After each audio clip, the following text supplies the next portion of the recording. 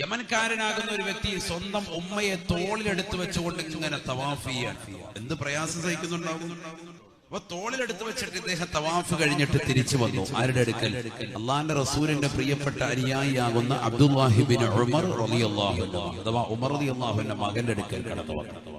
എന്നിട്ട് അദ്ദേഹത്തോട് ചോദിക്കാൻ, അല്ലയോ അബ്ദുല്ലാഹി ബിൻ ഉമറേ, ഉമ്മയിതാ പരിശുദ്ധമായ കഅബ കാണണമെന്ന് അടങ്ങാത്ത ആഗ്രഹം പറഞ്ഞപ്പോ ഞാൻ ഉമ്മയെ തോളിൽ ചുമന്നുകൊണ്ട് യമനിൽ നിന്ന് ഈ പരിശുദ്ധമായ മക്കയിലേക്ക് വന്നതാണ്.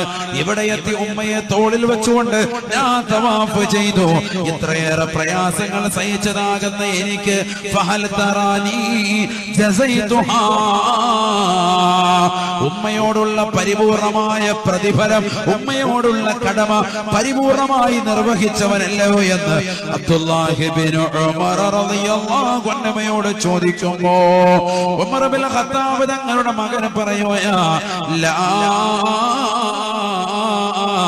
ഇല്ല മോനെ, ഇല്ല മോനെ, ഉമ്മയ്ക്ക് പകരം വെക്കാൻ നിന്റെ അമലിനെ പറ്റൂല എന്ന് അബ്ദുല്ലാഹ് റളിയല്ലാഹു അൻഹു.